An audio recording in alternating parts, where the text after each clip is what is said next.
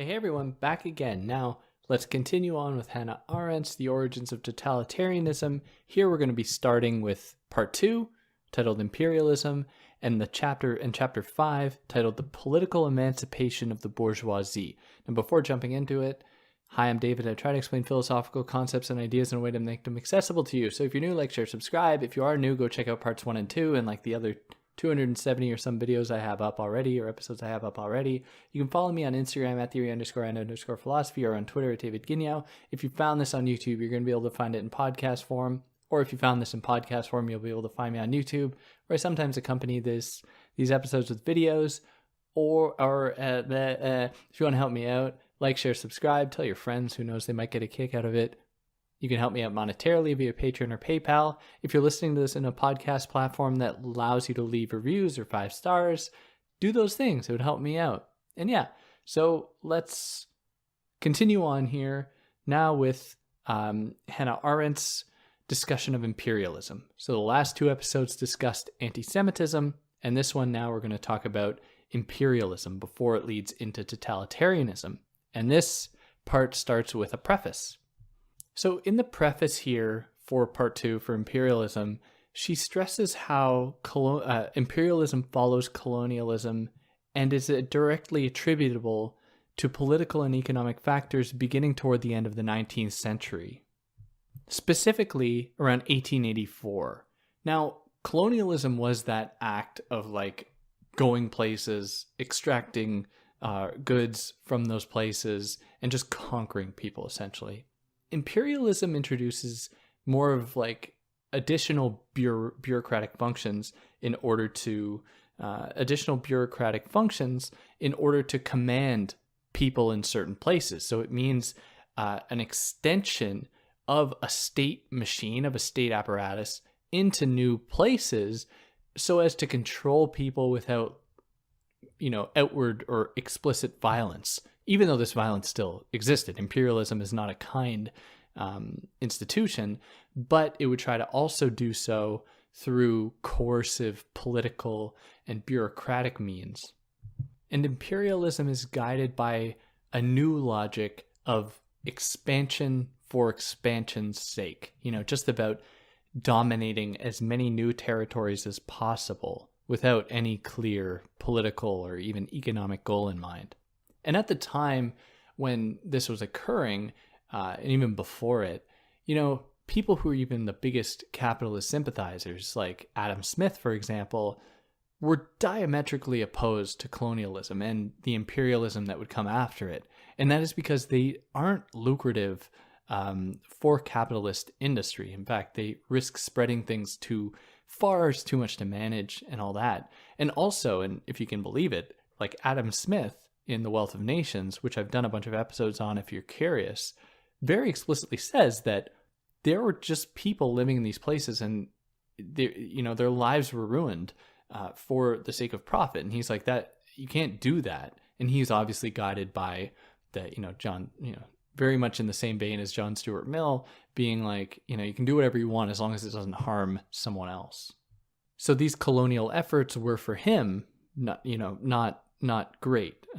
They were bad. Not to mention as well that slavery he was opposed to, because slavery is obviously not a good way to actually run business. And anyways, I'm kind of getting off track here, but the point is that this new logic, expansion for expansion's sake, signals a departure from economic drives for expansion, where it just becomes about expanding for its own sake. Now, we saw these imperial efforts of Europe's imperial efforts start to wane and go down after World War II, but then we saw them get picked up by instead the United States, by Russia, by China, other countries that would pick up the mantle of these imperial efforts. And these new imperial formations take on another form altogether. They work for ideological reasons and political ones, not necessarily for economic ones or anything like that. And the reason that's the case is that these new imperial efforts that demand putting up like military bases all across the earth, essentially, and setting up other kinds of connections with countries, takes a lot of money, and it is not lucrative.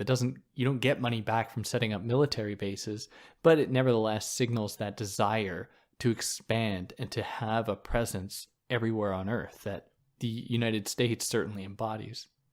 And this means, just because it's so expensive, this means that only the richest countries can actually participate in this. So they're obviously going to look after their own interests. So her focus here, though, is, of course, it's not on that. It's on European imperialism and what it did to dissolve the idea of the nation state, to really attack this idea of the nation state, and to contribute to world politics and therefore to totalitarianism. So that puts us here right into the chapter 5, the political emancipation of the bourgeoisie. So she locates this period of imperialism to the late 19th century, to around 1884, between then and 1910, 1914, around that time. So the horrors that it produced make its connection to totalitarianism very clear. Imperialism and the colonialism that came before it are horrific examples of what humans are really capable of and the harms that they can inflict on other humans. And at first, it was largely motivated by a desire to move beyond what the state could afford the richest classes. At this time, the emerging bourgeoisie, they wanted to earn more dollars. Even though it would be ultimately bad, they wanted to earn more money. And they didn't see many opportunities to do that in the state. So the state and the bourgeois became at odds a little bit at this point, because the bourgeois' economic interest was not satisfied by the state and what the state could offer in these politicians. So in this period, many European nations saw their imperial efforts increase many times over, and it was a natural development of their profit-seeking interest groups. Like, they very much wanted to just earn these dollars. And it's really just the nature of capitalism that it's going to expand and seek out new markets whenever it completely consumes one market. It will go somewhere, completely suck up all the resources it can. The people's general well-being might increase a little bit. They might ask for more wages, and then the entire apparatus will leave and go somewhere else, leaving those people who had just earned, a little bit of money from their situation, leaving them completely in the dust, all the while the people exploiting them are fine and able to just send their industry wherever they want. Now, because imperialism was so inextricably tied to the capitalist economy and the needs of capitalists, who were the big money owners of the people, because it was in their interest to motivate imperialism, that then became a certain norm, where the people, the general public, began to view imperialism as a necessary act in order to keep the richest people in their country, who stood in for that country, who stood in for the wealth and power of the country, in order to keep them afloat.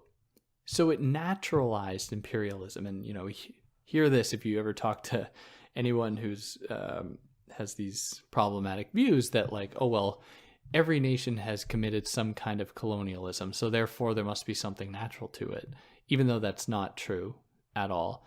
Not every nation has.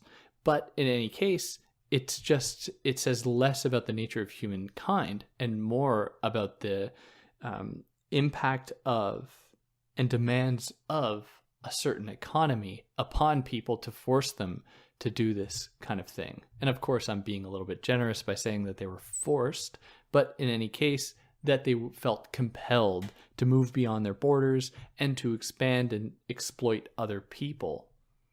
Now, colonialism obviously precedes this, but what happened at this time that was particularly striking for Arendt was that nations with very little social cohesion and really at the time a lot of turbulence in terms of political social cohesion began to expand themselves, and that lack of cohesion came with them.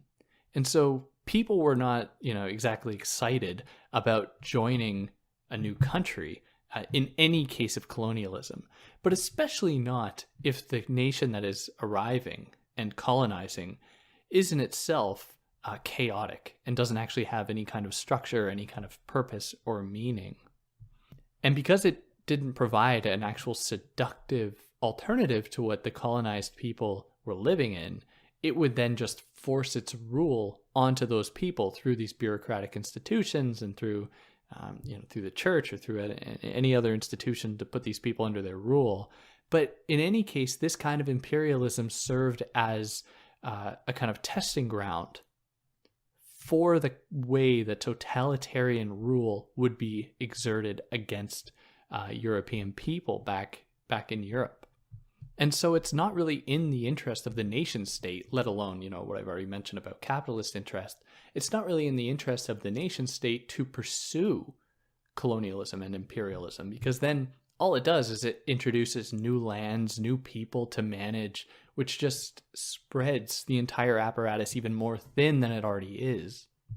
And it's just also bad historically. Like, either the people get pissed who are colonized, as they should, and they fight back, or they subordinate the people through fascism or some other kinds of control, which in itself undermines the hallmarks of many of these institutions, like equality, like freedom, like democracy.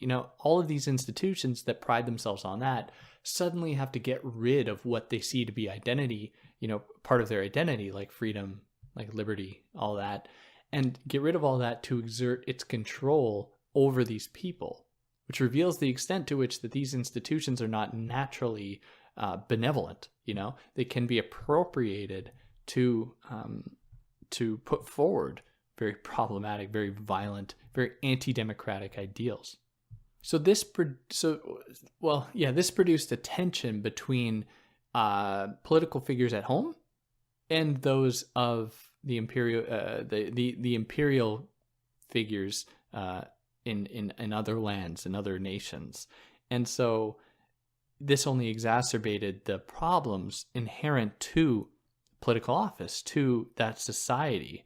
And what this also did is just showed that, if people are going to be put under a kind of rule, it's going to backfire, because those people who are trying to enforce this rule don't have the support of the main nation that they're coming from, and the people being ruled obviously don't like it. So it's going to create such a bad situation that for some nations, maybe the best solution is not to actually try to impose any kind of serious ordering, and to just act more discreetly in how this imperialism is conducted, to kind of sneak in and slowly implement your institutions into the fold, while leaving the people be as free as possible. And she gives the example of how Britain's colonization of India is different from that of France's colonization of Algeria. And without, don't have to go into too many details about that.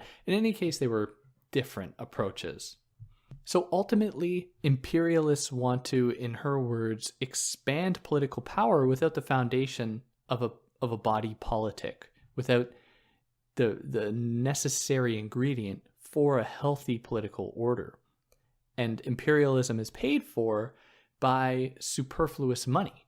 The only way you could have imperialism is if certain needs are met in a society, and there's an abundance of money that can be used to suddenly send people off to do unproductive work, to go and exploit people, to set up institutions that don't necessarily translate into monetary returns, into capital. If anything, imperialism is good for trade more so than it is for capitalism, more so than for industry. Because if you wanted to, exploit a people, you'd need to set up an entire industry there to get people working for very cheaply, and that would cost a lot, especially at the time. It'd be very difficult to just put up warehouses and factories in other places. And so the best way to actually earn any kind of money through this was through trade, was through finance capital. And at the time, because more Jewish people were actually involved in that than in capitalist industry, this meant that people were going to associate the problems that came about through imperialism, not with imperialism itself, but with a few bad actors that were making the situation bad, who were capitalizing or exploiting the situation, most notably Jewish financiers who were just, making a few dollars, not getting rich by any means, and who were mediating interactions or transactions between countries. And they were seen as the ones creating all the havoc. But still, even if in the best case scenario, Jewish financiers were actually able to bring in lots of money from colonized nations through imperialism, this didn't necessarily translate into public and political support for imperialism, because just earning money doesn't actually guarantee someone is going to gain political power. It was only when this wealth could be associated with or could be shown to be a tool for more power, for more political power, that it was supported by the people and by these politicians. And it was at this point that the bourgeois started to enter into the political game. That is, they saw it as an opportunity to, encourage more imperialism. If they could get their people into politics, they could begin to further control the tides of imperialism. And their economic power, now in conjunction with their emerging political power, allowed them to convince the public about the merits of imperialism, to convince them that it was a good system that had to be upheld and had to be continued. Now, Arendt locates this drive for, bourgeois political power, locates this to the work of Hobbes, whose view of the world was that everyone should act according to their own will as long as it works in conjunction with the will of the entire public. So the bourgeois could say that if I succeed, you all succeed, which is a very scary narrative, and one that definitely we would hear come out of like Donald Trump when he's a super rich guy, of course, is like, me being rich means that you will be rich. And people saying in, his early rallies, that like, oh, Trump is rich, he's going to make all of us rich, which is like, it's not how this works. But in any case, just drawing some parallels. Now, in this situation where bourgeois rule is beginning, bourgeois rule, bourgeois rule is taking over, and it fosters a situation where it's everyone against everyone else. And the only reason anyone does anything good is if it helps them. In a situation like that, of course people are not going to be willing to just adopt or submit to any kind of codes and conventions that are, being put forward by the state in order to better that society. People aren't just going to do that.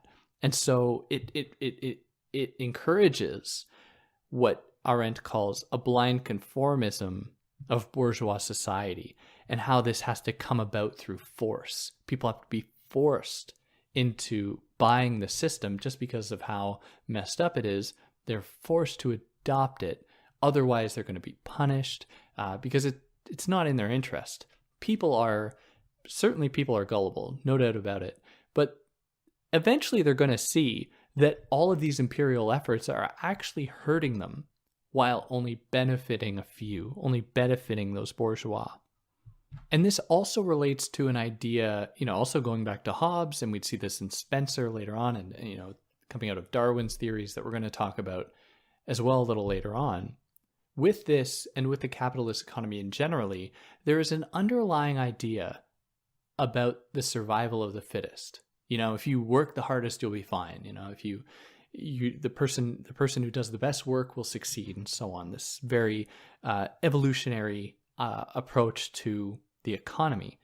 And what this did at the time was it gave people who felt like they were outcasts, who felt like they were on the margins of society, justification for their hatred of those within it, because they viewed those within it who were benefiting from the situation, not necessarily the bourgeois, but rather those people who were seen as working in secret, Jewish people, viewing them as the problem and them in need of combat, wanting to fight them, to then realize these outcasts, these people on the margins of society, to realize their own power so that they wouldn't feel inconsequential anymore, so that they would feel big and feel important.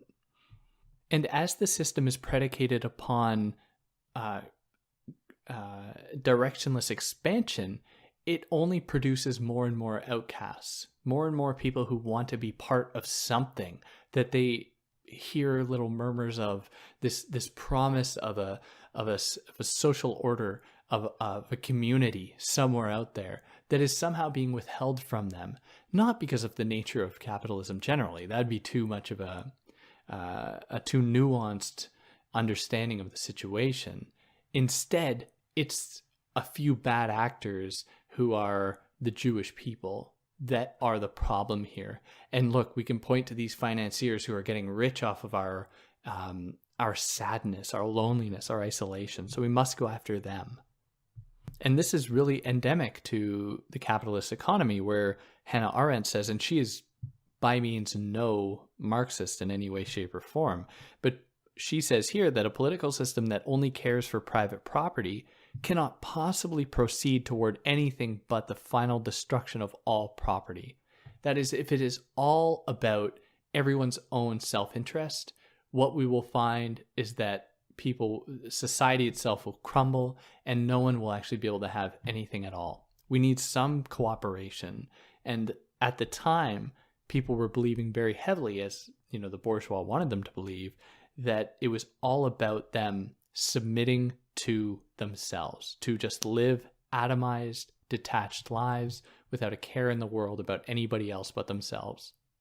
And a system predicated upon the accumulation of capital or the accumulation of power will only eventually end up devouring itself, because there's only so much it can expand into. The earth is only so big, and so it will eventually have to start turning against itself, which just reveals how this, it's totally intractable, this system. It is not designed for longevity. It is not designed with the future in mind. It is about the immediate satisfactions of the present, which is ultimately going to, who knows what it's going to culminate into. I mean, we're getting the taste of this kind of global expansion right now with what's going on in Russia and Ukraine, and we have to be very mindful of how these things will go and what can be done to curb them, to try to make the future a more equitable one that is designed for longevity and for the betterment of as many people as humanly possible. And that seems like probably a pretty good idea, but I'm obviously a bit of an idealist in that way. And anyways, I don't know. Yeah. So there was so much prosperity and superfluous wealth that they sought new markets to spend it in, of course. So they wanted to expand. And capital had to be exported to mitigate crises, because there's, overproduction can lead to crises. That's certainly what happened in the 1920s, at the end of 1920s with the financial crash in New York, in the United States. Like, there was overproduction of goods to the point that there was no demand. So suddenly these industries weren't making money, people couldn't get paid, and everything just collapsed. At least that's my very reductive reading of it. In any case, that's kind of what we were confronted with. So capital had to be exported, had to just be sent off in order to keep the inflation rate at a very manageable pace. And so people saw this, yet they were like, wait, I'm poor, and we're just sending money overseas to these stupid imperial efforts, or to, these stupid people, just to benefit a few Jewish people who are working these financier jobs. And this just contributed to the culture of hate against Jewish people, who were seen as being kind of parasitical. And even the bourgeois at the time, which also motivated the Bolshevik, Trotskyite. It was really, after Trotsky, after Lenin, with Stalin and the Bolsheviks, that we'd see that kind of totalitarianism emerge. But it was largely in response to bourgeois culture and to the petit bourgeois culture and so on. The bourgeois were clever, though, in that if they did send money overseas, they could veil it as being foreign investments that would maybe one day yield returns to the people. Now, of course, that didn't happen. There's all like illusions, and these everyday people didn't actually reap the benefits of it, but they were still promised that they would. And so there was, a superfluous working class too, what Marx calls the Industrial Reserve Army, where there were so many people wanting to work with growing populations, and industries were trying to cut back on jobs as much as possible in order to save money. So what you had is masses of people that were prepared to work but didn't have anywhere to work. So they would then fall into the fold of these imperial efforts, and they would be sent overseas. They'd be sent to other nations in order to work in these emerging industries there, which contributed to the kind of capitalization of these different countries. So it's no surprise then that these logics, that is, this bourgeois capitalist logic, gave birth to the bourgeois, or gave birth, to the mob, because the mob is itself something that is directed by individual interests, but people coming together not for community, but for hatred or for like blind passion for a goal that they see all on an individual level will benefit each of them individually. Like what we saw with the Freedom Convoy in Canada, it was about how can we potentially make everything more dangerous for everyone, but let us benefit a few individuals as much as we can, the few individuals that feel themselves to be under threat in this situation. And likewise, at the time, countries, nations began to take on this veneer of individuality as well, where they felt themselves to be just one individual among other individual nations, which would justify their wanting to accrue more power, to realize this project of the survival of the fittest. They wanted to be the fittest nation that would stand above the rest. And that puts us here into chapter 6, titled Race Thinking Before Racism. And this also happens to be a good time for an ad. Yeah, okay, I hope that wasn't too jarring. Here into chapter 6, Race Thinking Before Racism. So although race thinking was popularly attributed to Nazi Germany, it has a long history to way before then. And race thinking, Arendt puts on the same level as class thinking, where race thinking suggests that the history of humankind is about the clash between races, whereas class thinking attributes the history of humankind to the clash between classes, between economic groups. So for those that submit to the idea of class thinking, they say the workers must assume power because they are the ones that are the most affected by other groups. Whereas in the case of race thinking that we saw, it was that white people must assume power because they have been disenfranchised by other groups, like Jewish people. Now, the thing about race thinking as opposed to class thinking is that it has a scientific backing to it, even though it's just pseudoscience. Now, for all the Marxists out there who would say that no, class-based thinking is also based on science. Marx was trying his best to put forward this thing called scientific socialism, and there are those elements there. What I mean here instead is that at the time when the idea of race was emerging, it became associated with certain qualities that were indistinguishable from the person who was raced in that way. Whereas in the case of class, you could essentially transform your class if, a certain bad luck or good fortune befell you, that could change. Whereas in the case of race, you didn't have that possibility to change. And so science stepped in to say, here are the pseudoscience, I should say, here are the universal truths to what it means to be Jewish, or what it means to be black, or what it means to be white. And you must accept these as being truths because I am science and I am telling you that these are truths. Now, of course, Arendt is very clear that this wasn't real science. Instead, this was people using science to justify their messed up beliefs, their discriminatory or prejudiced beliefs, and they would twist science to fit it. So fields like biology or physiology or anything, race thinking was the consequence of those fields, those emerging fields, rather than the causes of them. So it wasn't that people believed that there were races and then used biology to understand the difference. Biology emerged, and then certain ideological figures, certain political figures or other powerful figures used that rhetoric of biology to justify the belief that there were superior races to others. There were inferior races to other races. And so racism and the science that is used to justify it is a very good justification for imperialism. Because if you are able to say to, convince a population that one group of people is naturally subordinate, they're naturally subhuman, you can more easily justify taking their land and taking their resources and, assimilating them, killing them. You can justify all of these things very easily with the help of science and with the help of racism.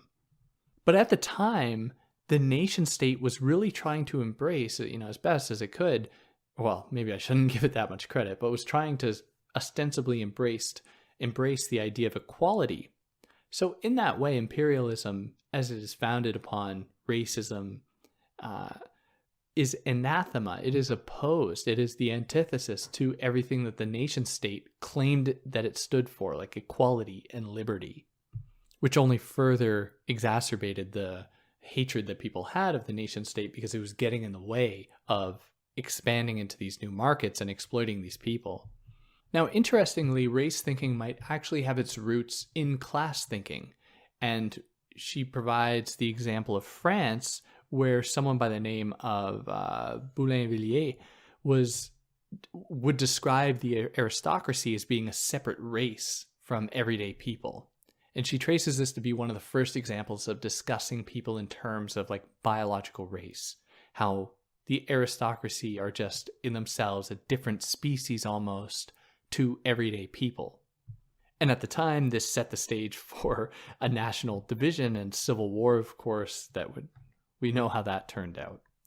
But then later on in Germany, after the Prussian army's defeat by Napoleon, the idea of race was erected to unite people against foreign domination.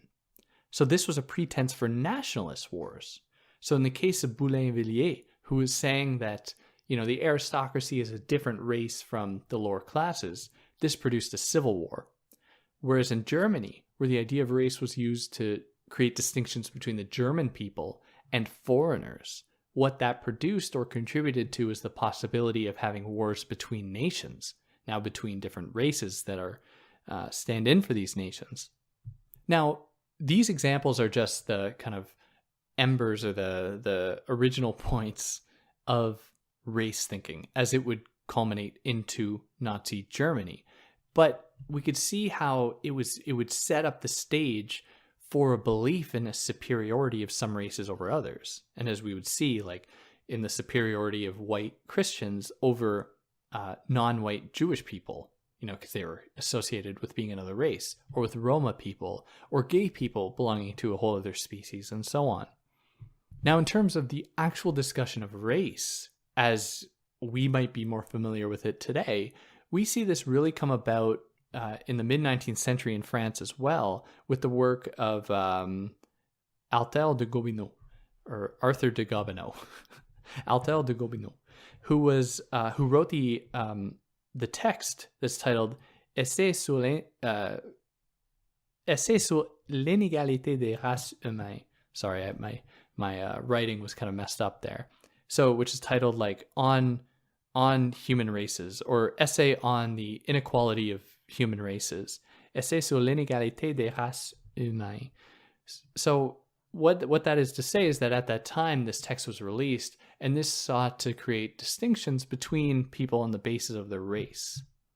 Now, he also submitted to the idea that nations and Western civilization were under threat, and he attributed this to what he called the degeneration of race, and the decay of race is due to a mixture of blood.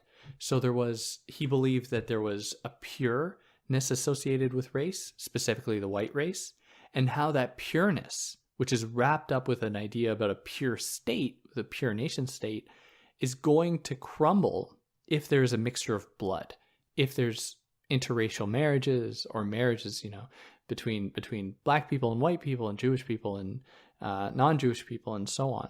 So he believed very firmly that race was the most important thing, and people had to belong to their own race. And this is all setting the stage for the idea about the Aryan species, the pure blood species who were essentially a race of princes who wouldn't have mixed blood. And it wasn't just France or Germany here either. Britain participated in this, and all of these other nations at the time, when their kind of scientific revolution was happening at the time through the Enlightenment, began to find new justifications for ostensibly archaic ideas like racism, like prejudice. Suddenly, these new institutions that in themselves aren't necessarily going to contribute to this. Science is not naturally going to confirm or deny racist beliefs, but it is a very convenient way to justify racist beliefs. So you'd have things that like the size of somebody's skull is going to determine whether or not they're smart or not. And so you'd have British people running all over Europe, like measuring different people from different African nations, like in the case of Rwanda, measuring their skulls and then separating them on the basis of the size of their skulls or the shape of their heads, which of course creates artificial distinctions that can become true or can become real and can have real effects in the world, even though it is based off of nothing. I mean, it can culminate into eugenics and into genocide, which is why we have to be very careful. People need to be very careful in how they utilize science that obviously has a very exalted status in the world, use it to put forward certain narratives. And in England as well, we saw there was a lot of use of Darwinism to promote racism, this idea of the survival of the fittest, which actually comes from Herbert Spencer, I believe. But in any case, Darwin's ideas did lend credence to the idea that some people were just superior to others. Or like in the case of evolution, that traces, that says that there's like a direct line between the earliest humans and people today, as though it's just a kind of linear sequence. That means, therefore, that people who resemble these earlier people are therefore underdeveloped. So if in the textbooks these earlier people are illustrated as being black or brown, then white people in this context are going to associate black or brown people with a kind of primitiveness and associate them with being inferior to white people. And then you'd see some, like, and in the case of Benjamin Disraeli from one of the last episodes, where he discusses he used this logic to justify the colonization of India that would be used.